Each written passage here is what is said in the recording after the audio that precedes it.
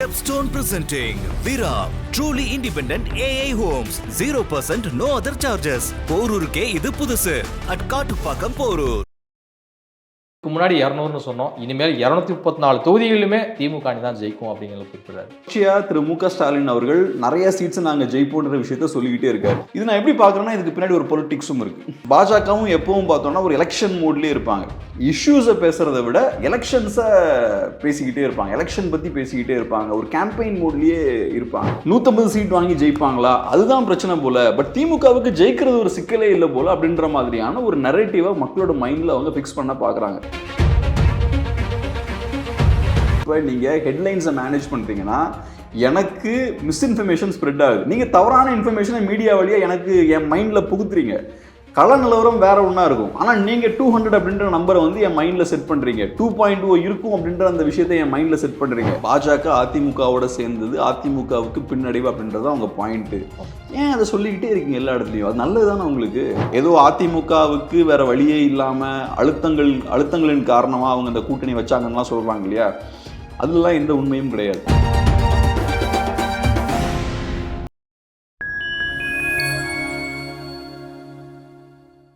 நான் உங்கள் சங்கீதுகன். நம்ம சிறப்பு நிகழ்ச்சியில் நம்மோடு இணைந்திருக்கிறார் மதிப்பிற்குரிய ஊடகவியலாளர் திரு கேப்ரியல் தேவதாஸ் அவர்கள். வணக்கம் சார். வணக்கம். எப்படி சார் இருக்கீங்க? நல்லா இருக்கேன், நீங்க எப்படி இருக்கீங்க? சார் நலமா இருக்கேன் சார். சமீபத்தில் திமுக தலைவரும் முதலமைச்சருமான மு.க. ஸ்டாலின் அவர்கள் ஒரு மேடையில் பேசும்போது ஒரு விஷயத்தை அழுத்தமாக வந்து பதிவு பண்றாரு.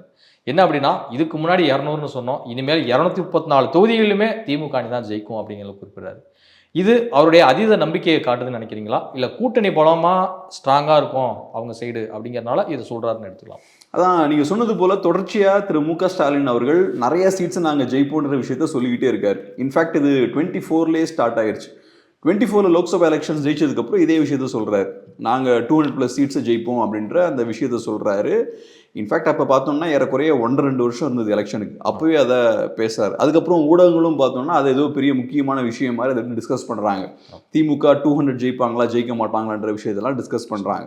அதுக்கப்புறம் இப்போ நீங்கள் சொன்னது போல் 200 தாண்டி 234 ஜெயிப்போம் அப்படின்ற ஒரு விஷயத்த சொல்கிறாரு. அப்புறம் அசம்பிளிலையும் பார்த்தோம்னா திரும்பவும் நாங்கள் ஆட்சி அமைப்போம், 2.0 இருக்கும், செகண்ட் பார்ட் இருக்கும் அப்படின்ற ஒரு விஷயத்தையும் சொல்கிறார்.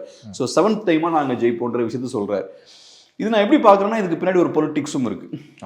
இப்போ பாஜக இதே விஷயத்தை அவங்க செய்கிறாங்க. அங்கே நார்த்தில் பாஜகவும் எப்பவும் பார்த்தோம்னா ஒரு எலெக்ஷன் மோட்லேயே இருப்பாங்க. இஷ்யூஸை பேசுறதை விட எலெக்ஷன்ஸை பேசிக்கிட்டே இருப்பாங்க, எலெக்ஷன் பற்றி பேசிக்கிட்டே இருப்பாங்க, ஒரு கேம்பெயின் மோட்லேயே இருப்பாங்க. தேர்தல்லாம் முக்கியம். கரெக்ட். இஷ்யூஸ் பார்த்தோம்னா பெருசாக இஷ்யூஸை பற்றி பேச மாட்டாங்க. இதுவும் நான் அப்படி தான் பார்க்குறேன். இது ஒரு நரேட்டிவை செட் பண்ண முயற்சி பண்ணுறாங்க. நாங்கள் ஜெயிச்சிட்டு இருக்கோம், ஜெயிப்போம் அப்படின்ற ஒரு நரேட்டிவை ஃபிக்ஸ் பண்ணிகிட்டே இருக்காங்க. 200ன்னு சொல்கிறது, 234ன்னு சொல்கிறது, இதெல்லாம் சொல்லும்போது நேச்சுரலாக மைண்டில் என்ன ஆகும்னா, ஓகே அப்போ திமுக கம்ப்ளீட்டாக ஜெயிச்சிருவாங்க போல, ரொம்ப ஈஸியாக ஜெயிச்சிருவாங்க போல.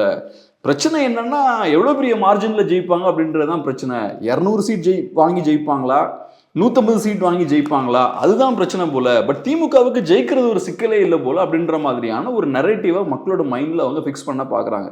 ஸோ தொடர்ச்சியாக ஒவ்வொரு தடவையும் முதல்வர் அவர்கள் இதை பேசும்போது ஊடகங்களும் அதை டிஸ்கஸ் பண்ணுறாங்க.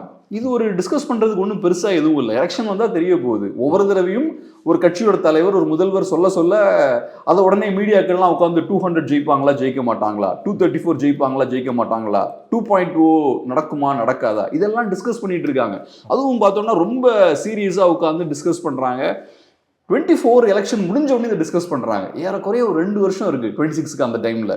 ஸோ அப்போயே உட்காந்து என்னென்ன சிக்கல்கள் இருக்குது, என்னென்ன பாசிபிலிட்டிஸ் இருக்குது, அப்போ கூட்டணி எதுவுமே ஃபார்ம் ஆகலை. ஸோ இது கம்ப்ளீட் வேஸ்ட் ஆஃப் டைம்னு பார்க்குறேன். ஏன்னா இப்போ டேட்டாவெல்லாம் வச்சு நம்ம சில விஷயங்களை டிஸ்கஸ் பண்ணலாம். பட் எதுவும் இல்லாமல் முதல்வர் இந்த மாதிரி சில விஷயங்கள் சொல்கிறார் அப்படின்றதுக்காக அதை டிஸ்கஸ் பண்ணுறாங்க. ஓகே, முதல்வர் ஒரு விஷயத்தை அப்படி சொல்கிறாருன்னா கட்சிக்காரங்களை மோட்டிவேட் பண்ணுறதுக்காக சொல்லலாம், வேற காரணங்களுக்காக சொல்லலாம். பட் நம்ம மீடியாவுக்கு என்ன தேவை இருக்குது, அதை எடுத்து டிஸ்கஸ் பண்ண வேண்டிய தேவை என்ன இருக்குது? ஸோ இதெல்லாம் ஒரு வகையில் ஒரு மீடியா மேனேஜ்மெண்ட்டும் நடக்குது. இப்போ 200+ன்னு சொல்கிறாங்கன்னா அதை ஏன் சொல்கிறாங்கன்னா அது மீடியாவுக்கு கேட்சியாக அப்பீலிங்காக இருக்கணும். ஸோ அந்த டைமில் பார்த்தோம்னா நம்ம எல்லா மீடியாலையும் டிஸ்கஷனுக்கு வைக்கப்பட்ட பாயிண்ட்டே இதுதான், 200+ திமுக ஜெயிப்பாங்கன்னு எல்லா மெயின் ஸ்ட்ரீம் மீடியாவும் டிஸ்கஸ் பண்ணாங்க. அதே மாதிரி இப்பவும் பார்த்தீங்கன்னா அவர் சிம்பிளாக நாங்கள் 7th டைம் ஜெயிப்போம்னு சொல்லிட்டு போயிருக்கலாம். பட் அந்த 2.0ன்ற வார்த்தையெல்லாம் யூஸ் பண்றாரு, அந்த ரீலோடிங்கா என்னெல்லாமோ சொன்னாருன்னு நினைக்கிறேன். திராவிட மாடல் வெர்ஷன் 2.0 2.0 அப்படின்றதான் சொல்றாரு. ஸோ இதெல்லாம் சொல்லும்போது இதெல்லாம் அந்த ஹெட்லைன் மேனேஜ்மெண்ட்டுக்காக யூஸ் பண்றதுக்கு தான். இந்த மாதிரி ஒரு கேட்சியான ஒரு வார்த்தை இருந்ததுன்னா அப்புறம் 2.1 நம்ம ஊடகங்கள்லாம் அடுத்தது தலைப்பு வச்சு அவங்க டிஸ்கஸ் பண்ணுவாங்க. இதுவரை நீங்க பார்த்தது பார்ட் 1ங்கறாரு. இது வரைக்கும் நீங்க பார்த்தது பார்ட் 1 அப்படின்னு சொல்லிட்டு இதை சொல்லும்போது என்ன ஆகுதுன்னா 2.0 சாத்தியமா, மீண்டும் ஜெயிக்குமா திமுக, அது இதுன்னு நம்ம ஆளுங்களும் அப்புறம் வெறித்தனமா மெயின் ஸ்ட்ரீம் மீடியா டிஸ்கஸ் பண்ணுவாங்க. ஒன்ஸ் மெயின் ஸ்ட்ரீம் மீடியா அதை டிஸ்கஸ் பண்ணியாச்சுன்னா நேச்சுரலா யூடியூப் சேனல்ஸும் ஓகே இது ரொம்ப முக்கியமான நியூஸ் போல நினைச்சு அவங்களும் டிஸ்கஸ் பண்ண ஆரம்பிச்சிடுவாங்க. ஸோ இது சிம்பிளா சொல்லணும்னா ஒரு நரேட்டிவ் பில்டிங் எக்ஸசைஸ் தான். ஒரு நரேட்டிவை பில்ட் பண்ண முயற்சி பண்றாங்க. மக்களுக்கு இது எதுவும் பிரயோஜனம் கிடையாது. ஆனா இப்ப நீங்க ஒரு வார்த்தையை குறிப்பிட்டீங்க, இது வந்து பாஜக வட மாநிலங்களில் என்ன மாதிரியான ஒரு பிரச்சார யுக்தியை கையில் எடுக்கிறாங்களோ, எப்போதுமே தேர்தல் மோட்லேயே இருக்காங்களோ அதே மாதிரியான பாணியை தான் வந்து திமுக கடைபிடிக்குங்கிறீங்க. அப்படி பார்க்கும்போது மோடி மாடலை கடைபிடிக்கிறாரா ஸ்டாலின்? நிறைய விஷயங்கள்ல பார்த்தோம்னா பாஜக கிட்ட இருந்து திமுக நிறைய விஷயங்களை கத்துக்கிட்டே இருக்காங்க. 24க்கு முன்னாடி ஏறக்குறைய ஒரு 2 இயர்ஸாவே ஆப்சோ பார் 400 பார் அப்படின்ற ஸ்லோகனை பிஜேபி முன் வச்சாங்க. 400 அப்படின்ற அந்த நம்பரை அவங்க ஃபிக்ஸ் பண்ணாங்க. ஸோ அவங்களும் சொல்ல வந்த விஷயம் தான், நாங்கள் கண்டிப்பாக ஜெயிச்சிருவோம், 400 வருதா இல்லையான்றதான் டிஸ்கஷன். உடனே நார்த்தில் மீடியாலலாம் உட்காந்து பிஜேபி 400 ஜெயிக்குமா ஜெயிக்காதா, அப்புறம் இன்னொரு சைடில் இந்த பெரிய பொலிட்டிக்கல் ஸ்ட்ராட்டஜிஸ்டுகள்லாம் உள்ளே இறங்கி கரெக்டாக அந்த டைமில் பார்த்தோன்னா நிறைய பேட்டிகள் டேட்டாலாம் ஏதோ தந்த மாதிரி 400க்கு மேலே கண்டிப்பாக ஜெயிச்சிருவாங்க, ஈஸியாக சிங்கிள் மெஜாரிட்டி கிடச்சிரும். இன்ஃபேக்ட் நானே கூட நம்பினேன் பாஜகவுக்கு சிங்கிள் மெஜாரிட்டி ஈஸியாக கிடச்சிரும் அப்படின்ற மாதிரி நம்புறேன். கடைசியில் ரிசல்ட்டை பார்த்தோம்னா கம்ப்ளீட்டாக டிஃப்ரெண்ட்டாக இருந்தது. ஸோ சிம்பிளாக என்னென்னா மக்களுக்கு ஈஸியாக மைண்டில் போய் சேர்ற மாதிரி சில சிம்பிளான விஷயங்கள் 400 அப்படின்ற அந்த நம்பரை ஃபிக்ஸ் பண்ணுறாங்க. இங்கே அதே மாதிரி 200 அப்படின்ற அந்த நம்பரை ஃபிக்ஸ் பண்ணி மீடியாவில் அக்ரெசிவாக அதை புஷ் பண்ணுறது. 200 அதை பேச வைக்கிறது. எப்படி அங்கே ஃபோனோட புஷ் பண்ணாங்களோ அதே மாதிரி இங்கே பண்ணுறாங்க. அதே மாதிரி மீடியா மேனேஜ்மெண்ட், ஹெட்லைன் மேனேஜ்மெண்ட்லாம் பார்த்தோம்னா நார்த்தில் பிஜேபி அதை பண்ணாங்க. கம்ப்ளீட்டாக மீடியாவை கண்ட்ரோல் பண்ணுறது, மீடியா வழியாக நரேட்டிவ்ஸை பில்ட் பண்ணுறது, அதே தான் இங்கேயும் நடக்குது. ஹெட்லைன் மேனேஜ்மெண்ட் பார்த்தீங்கன்னா நீங்கள் ப்ரைம் டைம் சேனல்ஸ் எல்லாம் நல்லா நோட் பண்ணிங்கன்னா சில நேரங்களில் பார்த்தோம்னா எல்லா சேனல்ஸும் ஸ்பெசிஃபிக்காக அந்த ஒரு டைட்டில் எல்லாம் வைப்பாங்க. ஒரே இஷ்யூ எடுத்து கரெக்டாக மேனேஜ் பண்ணுவாங்க. 200+னா அந்த 200+ன்ற வார்த்தை எல்லா சேனல்ஸோட அந்த பிரைம் டைம் டிபேட்லையும் யூஸ் பண்ணப்பட்டது அந்த தலைப்பில். அதே மாதிரி இப்பவும் பாருங்க இந்த 2.0 அதெல்லாம் பிளான் பண்ணி தான் பண்ணுறது. 2.0 அப்படின்ற விஷயத்த எல்லா இடத்துலையும் யூஸ் பண்ணுறாங்க. அதே போல் பிஜேபியும் பார்த்தீங்கன்னா இஷ்யூஸை பேசாமல் இந்த மாதிரியான எலெக்ஷன் ஸ்ட்ராட்டஜி, எலெக்ஷன் யுக்தி, கூட்டணி ஜெல்லாகுமா ஜெல்லாகாதா, இந்த கூட்டணி உருவாகுமா இந்த மாதிரியே நரேட்டிவ் அவங்க வச்சுருப்பாங்க. இஷ்யூஸை பேசினா மாட்டிப்பாங்க. நீட் என்னாச்சுன்னு கேட்டால் மாட்டிப்பாங்க, ஓல்ட் பென்ஷன் ஸ்கீம் என்னாச்சுன்னு கேட்டால் மாட்டிப்பாங்க. இந்த மாதிரியான இஷ்யூஸை டச் பண்ணாமல் இப்படிப்பட்ட நரேட்டிவ்ஸே ஃபோக்கஸ் பண்ணுறது. ஸோ இதெல்லாம் நான் பார்க்கும்போது நார்த்தில் பிஜேபி பண்ண விஷயங்கள் தான். அப்புறம் எலெக்ஷனை ரொம்ப கார்பரேட் ஸ்டைலில் மேனேஜ் பண்ணுறது, இந்த பெரிய பெரிய கன்சல்டன்ஸ்லாம் உள்ளே கொண்டு வந்து அவங்ககிட்ட 500,000 கோடி ரூபா கொடுத்து, ஆமாம் ஸ்ட்ராட்டஜிஸ்ட்ன்ற பேரில் கொடுத்து இந்த மாதிரி பணத்தை வீணடிச்சு எலெக்ஷன் பண்ணுறது, corporate style, purely corporate style இதெல்லாம் அதை பண்ணுறது, இதுவும் பாஜக காரங்க போட்டு கொடுத்த ஸ்ட்ராட்டஜி தான். இன்ஃபேக்ட் அந்த விஷயத்தை காங்கிரஸ் பார்ட்டி கூட இவ்வளோ எஃபெக்டிவாக பண்ணல. பட் திமுக பார்த்தீங்கன்னா ரொம்ப எஃபெக்டிவாக, பாஜக எந்த அளவுக்கு எஃபெக்டிவாக இந்த ஸ்ட்ராட்டஜி டீம்ஸ்லாம் களத்தில் இறக்குனாங்களோ அந்த அளவுக்கு எஃபெக்டிவாக திமுக அதை பண்ணாங்க. ஸோ ஒரு வகையில் பார்க்கும்போது நிறைய விஷயங்களை பாஜக கிட்ட இருந்து திமுக வேகமாக கற்றுக்கிட்டு இருக்காங்களோ அப்படின்ற மாதிரி தோணுது. ஓரளவுக்கு இந்த இல்லை அரசியல் நவீன யுகத்தில் இதெல்லாம் வந்து தேவைப்படுது. ஒரு ஐடி விங் மூலிமா வந்து பார்த்தீங்கன்னா ஆட்சியினுடைய சாதனைகளை எளிமையாக மக்கள்கிட்ட கொண்டு போய் சேர்க்க வேண்டிய ஒரு பிளாட்ஃபார்மாக வந்து ஐடி விங் இருக்குது. ஸோ இன்னைக்கு செல்ஃபோன் பயன்படுத்துகிறோடைய எண்ணிக்கை வந்து அதிகமாக இருக்குது.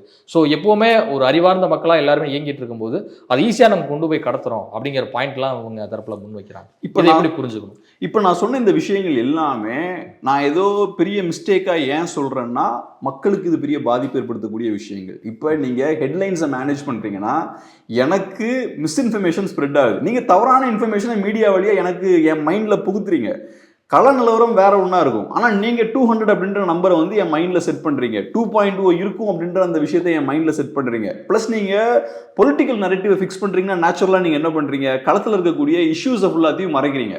இங்கே கஸ்டோடியல் டெத் நடந்துட்டு இருந்தால் அதை சைலண்ட்டாக பேசாமல் ஓரம் தள்ளிடுறீங்க. அதே மாதிரி கள்ளச்சாராயம் குடிச்சு நிறைய பேர் இறந்தாங்கன்னா அதை பேசாமல் ஓரம் தள்ளிடுறீங்க. யாருக்கும் யூஸே இல்லாத பொலிட்டிக்கல் இஷ்யூஸை நீங்கள் மெயின் ஸ்ட்ரீம் மீடியாவில் டிபேட்டிங் பாயிண்ட்டாக நீங்கள் வச்சுக்கிட்டே இருக்கீங்க. ஸோ அப்போ எனக்கு பாதிப்பு ஏற்படுது. அதே மாதிரி நீங்கள் ஸ்ட்ராட்டஜி டீம்ஸை களத்தில் இறங்கி நீங்கள் வேலை பார்க்குறீங்கன்னா அது காட்டக்கூடிய விஷயம் என்னன்னா உங்ககிட்ட கரப்ட் மணி நிறையா இருக்குன்னு அர்த்தம். இப்போ இது ஏதோ பெரிய சூப்பர்வாக நாங்கள் டெக்னாலஜி தான் சூப்பர் அடாப்ட் பண்ணிட்டோம் அப்படின்ற விஷயம் கிடையாது. நீங்கள் ஒரு கார்பரேட்டு கிட்ட போய் ஸ்ட்ராட்டஜி போடுறதுக்காக 500 கோடி ரூபா தூக்கி போடுறீங்கன்னா அப்போ அந்த பணம் உங்களுக்கு எங்கேருந்து வருது? ஒரு கட்சிக்கு எப்படி 500 கோடி ரூபா வரலாம்? ஸோ நீங்கள் இந்த மாதிரி பணத்தை அதிகமாக மிஸ்யூஸ் பண்ணுறீங்கன்னா அது எங்கிட்ட இருந்து வந்த பணம் தான், அது சாதாரண மக்கள்கிட்ட இருந்து வந்த பணம் தான். அப்போ பாதிக்கப்படுறது நம்ம தான் அப்படின்றது தான் அது காட்டக்கூடிய விஷயங்கள். ஸோ அதனால இதெல்லாம் நான் பிரச்சனையாக ஏன் பேசுறேன்னா இதெல்லாம் நிஜமாவே பிரச்சனை. அவங்க கட்சிக்குள்ள அவங்க கம்ப்யூட்டர்ஸ் யூஸ் பண்ணிக்கிட்டும், ஏஐ யூஸ் பண்ணிக்கிட்டும், புது புது டூல்ஸ் எல்லாம் யூஸ் பண்ணிக்கிட்டும், அதுலலாம் நமக்கு பிரச்சனையே இல்லை. பட் இவங்க யூஸ் பண்ணக்கூடிய ஸ்ட்ராட்டஜிஸ்லாம் பார்த்தோம்னா ஒரு மக்கள் இயக்கம், ஒரு நல்ல எஃபெக்டிவான ஒரு மக்கள் இயக்கம் எப்படி ஃபங்க்ஷன் ஆகணுமோ அந்த மாதிரி ஃபங்க்ஷன் ஆக மாட்டேங்கிறாங்க. ஒரு கார்பரேட் எப்படி ஃபங்க்ஷன் ஆகுமோ அந்த மாதிரி ஃபங்க்ஷன் ஆகுறாங்க. கார்பரேட்டுக்கு டிஃப்ரெண்டான ஒரு பிஸ்னஸ் மாடல் இருக்குது ரெவன்யூ ஜென்ரேட் பண்ணுறதுக்கு. ஸோ அந்த ஸ்டைலில் இவங்க ஃபங்க்ஷன் ஆகிறாங்கன்னா அதுக்கு ஃபண்ட்ஸ்லாம் எங்கேருந்து வருது? ஸோ இது நமக்கு சிக்கல் இல்லையா? இவங்க மணி ட்ரிவனாக போக போக மக்கள் பாதிக்கப்பட்டுக்கிட்டே இருப்பாங்க அதிகப்படியாக. திராவிட மாடல் 2.0 கிடையாது, அதிமுக தான் வந்து ஜெயிக்க போகுது அப்படின்னு சொல்லிட்டு இன்னொரு பக்கம் எடப்பாடி பழனிசாமி அவர்கள் வந்து சொல்கிறாரு. அதிலும் குறிப்பாக திமுக அணிக்கு பெரிய ஓவா வந்து கிடைக்க போகுது அப்படிங்கிறது வந்து குறிப்பிட்றாரு. இதை எப்படி பார்க்குறீங்க? அதான் இப்போ நமக்கு தெரியல யார் ஆட்சி அமைக்க போகிறாங்கன்ற விஷயம். எலெக்ஷன்ஸ் வந்தால் தான் நமக்கு தெரியும். பட் நான் பார்த்த அளவில் அதிமுக லேஸ்லாம் விட்டுற மாட்டாங்கன்னு தான் தோணுது. டஃப்பான ஃபைட்டாக தான் இருக்கும். ஃபஸ்ட்டு 5-வே ஸ்பிளிட்டாக இருந்தது. ஒரு சைடில் திமுக, இன்னொரு சைடில் அதிமுக, அப்புறம் பாஜக, என்டிகே, டிவிகேன்னு எல்லாம் பிரிஞ்சிருந்தாங்க. அப்போ 5 முனை போட்டியாக இருக்கும்போது சில சிக்கல்கள் வரலாம், திமுகவுக்கு ஈஸியாக இருக்கும் அப்படின்ற சூழல் இருந்தது. இப்போ பார்த்தோம்னா கொஞ்சம் கொஞ்சமாக நேரோ ஆகுது. இப்போ பாஜகவும் அதிமுகவும் இப்போ சேர்ந்துட்டாங்க. ஸோ அவங்க சேர்ந்ததுக்கப்புறம் அவங்களோட அந்த ஆன்டி-டிஎம்கே ஓட்ஸும் பார்த்தோம்னா கணிசமாக அது கன்சாலிடேட் ஆகுது. ஸோ ஃபஸ்ட்டு இருந்த அளவுக்கு இப்போ ஈஸியான ஒரு சூழலில் அதிமுக அலைன்ஸும் ஸ்ட்ராங்காக தான் இருக்குது. ஸோ திமுகவுக்கு இது டெஃபினட்டாக கேக் வாக் கிடையாது. அந்த வகையில் நம்ம வெயிட் பண்ணி தான் பார்க்கணும் எப்படி இது வரப்போகுது அப்படின்ற விஷயம். பட் இவங்க திமுக காரங்க அந்த கேம்பெயின் பண்ணுறாங்க இல்லையா, நாங்கள் ஏதோ ரொம்ப பலமாக இருக்குன்ற மாதிரி. அப்படிப்பட்ட பலம்லாம் ஒன்றும் கிடையாது. இன்ஃபேக்ட் என்னை பொறுத்தளவில் லாஸ்ட் ஒரு 20 இயர்ஸில் திமுக இன்னைக்கு உள்ளதே ரொம்ப பலவீனமாக இருக்காங்க. பார்க்கும்போது நம்பர்ஸை பார்க்கும்போது நிறையா சீட்ஸ் ஜெயிச்ச மாதிரி இருக்கும், நிறையா ஓட் ஷேர்லாம் வந்த மாதிரி இருக்கும். பட் அதை தாண்டி ஒரு இன்ஸ்டிடியூஷனாக ஒரு பார்ட்டியாக திமுக பலவீனப்பட்டிருக்காங்க. திமுக எதிர்ப்பு வாக்குகள் அதிகரிச்சுக்கிட்டே இருக்குது. திமுகன்ற அந்த பார்ட்டி மெக்கானிசமே வீக் ஆயிடுச்சு. யங்ஸ்டர்ஸ் அவங்களால அட்ராக்ட் பண்ண முடியல, நல்ல ஸ்பீக்கர்ஸை ப்ரொடியூஸ் பண்ண முடியல, நல்ல லீடர்ஸை ப்ரொடியூஸ் பண்ண முடியல. ஸோ திமுகவில் ஏகப்பட்ட பிரச்சனைகள் இருக்குது. அதனால் அவங்க இதெல்லாம் ஒரு மீடியா கேம்பெயின் தான். நாங்கள் ஏதோ ரொம்ப ஸ்ட்ராங்காக இருக்கும் அப்படின்ற ஒரு இமேஜை தான் கிரியேட் பண்ணுறாங்களே தவிர களத்தில் அவங்களுக்கும் நிறையா சிக்கல்கள் இருக்குது. ஸோ கண்டிப்பாக டஃப்பான ஒரு ஃபைட்டாக தான் இருக்கும். சமீபத்தில் மீண்டும் அமைச்சராக பொறுப்பேற்ற பால்வளத்துறை அமைச்சராக இருக்கக்கூடிய மனோ தங்கராஜ் அவர்கள் ஒரு தனியார் தொலைக்காட்சிக்கு பேட்டி கொடுத்துருக்கிறாரு. அதில் என்ன சொல்கிறாரு அப்படின்னா, பாஜக கூட்டணிக்கு அதிமுக போனதால அதிமுகவுக்கு பெரிய லாஸ் இருக்குது, திமுக அணிக்கு பயணம் பாருங்கள் இன்னும் பல கட்சிகள் வந்து சேரும் அப்படிங்கிறதுல வந்து குறிப்பிட்டிருக்காரு, சேரலாம் அப்படிங்கிறதும் குறிப்பிட்டிருக்காரு. ஏன் இவ்வளோ ஸ்ட்ராங்கான ஒரு விஷயத்தை பதிவு பண்ணுறாரு? ஏற்கனவே அங்கே கிட்டத்தட்ட கேட் அடைக்கப்பட்டிருக்கு, அவ்வளோ கட்சிகள் வந்து அவ்வளோ நேரமே வளைஞ்சிருக்காங்க, இருக்கிறது 234 தொகுதி தான். மனோ தங்கராஜும் இப்படி சொல்கிறாரு அப்படின்னா இன்னும் பல கட்சிகளை இழுக்க திமுக எதுவும் பிளான் பண்ணுதான்? இல்லை, முதல்ல எனக்கு என்ன ஒன்று புரியலன்னா, ஓகே பாஜக அதிமுகவோட சேர்ந்தது அதிமுகவுக்கு பின்னடைவு அப்படின்றது அவங்க பாயிண்ட்டு. ஏன் அதை சொல்லிக்கிட்டே இருக்கீங்க எல்லா இடத்துலையும்? அது நல்லது தானே உங்களுக்கு. பாஜகவோட அதிமுக சேர்ந்தா உங்களுக்கு தானே நல்லது. அப்போ உங்கள் கணக்குப்படி உங்களுக்கு நல்லது தானே, சந்தோஷமாக உட்காந்து வேலை பார்க்க வேண்டியதானே. எதுக்கு அதை போட்டுக்கிட்டு பாஜகவுக்கு அதிமுகவுக்கு பின்னடைவு அதிமுகவுக்கு பின்னடைவுனே சொல்லிட்டு இருக்கணும்? அதில் என்ன இருக்குது? இல்லை, கான்ஃபிடென்ட்டாக ஒர்க் பண்ண ஆரம்பிச்சிடலாமே. ஆக்சுவலாக நான் அது பின்னடைவுன்னு நான் பார்க்கல.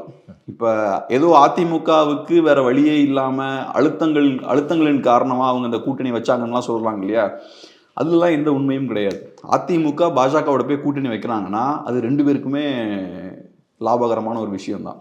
அதிமுக தனியாக கண்டெஸ்ட் பண்ணாங்கன்னா கண்டிப்பாக அவங்க தோக்க போகிறாங்க. ஏன்னா ஆன்டி-டிஎம்கே ஓட்ஸ்லாம் 4 ஸ்பிளிட் ஆகுது. BJP, ADMK, NTK, TVK 4 split ஆகும்போது டெஃபினட்டாக அது ஈஸியாக திமுகவுக்கு அட்வான்டேஜாக போய் முடிஞ்சிடும். ஸோ அதிமுக ஓட்ஸை கன்சாலிடேட் பண்ணுன்ற புள்ளியில் தான் அவங்க பாஜகவோட கை கொடுக்குறாங்க. அதிமுகவில் கூடிய பொலிட்டீஷியன்ஸ்லாம் ஷூடான பொலிட்டீஷியன்ஸ்.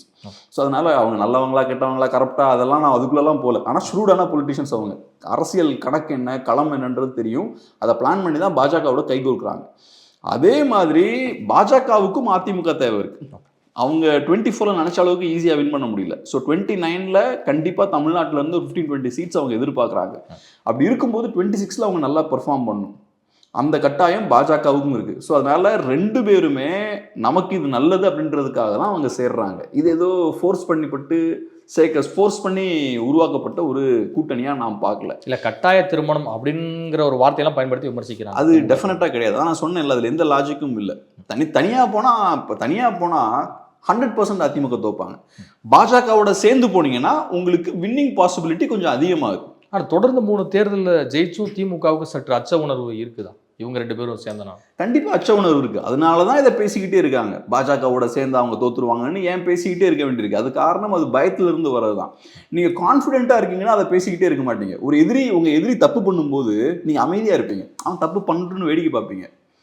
உங்களுக்கு பயம் இருந்தால் தான் இந்த மாதிரி அதை பேசிக்கிட்டே இருப்பீங்க. நீங்கள் பிரச்சாரம் பண்ணலாம் முயற்சி பண்ணுறீங்க. நிஜமாவே அவன் தப்பு தான் பண்ணுறான்னா நீங்கள் சைலண்டாக உட்காந்து வேடிக்கை தானே பார்க்கணும். பரவாயில்ல, நம்ம எதிரி தப்பு பண்ணிட்டு இருக்கான், உட்காந்து வெயிட் பண்ணுவோம் அப்படின்னு தானே யோசிப்பீங்க. அதை பண்ணாமல் இதை ஏன் பண்ணுறாங்கன்னா அவங்க கொஞ்சம் பயத்தில் தான் இருக்காங்க. அது காரணம் என்னன்னா 21க்கும் 26க்கும் நிறைய டிஃப்ரென்ஸ் இருக்கு. 21ல் ஏடிஎம்கேவுக்கு டபுள் ஆன்டி இன்கம்பன்சி இருந்தது. 26ல் திமுகவுக்கு இப்போ பெரிய ஆன்டி இன்கம்பன்சி இருக்கு. 21ல் இபிஎஸ் வீக்காக இருந்தார். அவர் பார்ட்டி அவரோட ஃபுல் கண்ட்ரோலில் இல்லை, ஒரு லீடராக அவர் வீக்காக இருந்தார். 26ல் இபிஎஸ் ஒரு லீடராக எஸ்டாப்ளிஷ் ஆகிட்டார். அதே மாதிரி 21ல் பாஜகவோட ஓட் ஷேர் ரொம்ப கம்மியாக இருந்தது. 26ல் பாஜகவோட ஓட் ஷேர் வந்து பெரிய லெவலில் இன்க்ரீஸ் ஆகிருக்கு. ஸோ அதனால 21ல் அவங்க பாஜகவோட கூட்டணி வச்சாங்க, தோத்துட்டாங்க. அதே மாதிரி 26லும் தோப்பாங்கன்னு நீங்கள் சொல்ல முடியாது. அது கேரண்டி கிடையாது. 21க்கும் 26க்கும் நிறைய டிஃப்ரென்ஸ் இருக்கு. அதனால அதிமுக பாஜக கூட்டணி ஜெயிக்கும்னு நான் சொல்லல, அது எனக்கு தெரியல.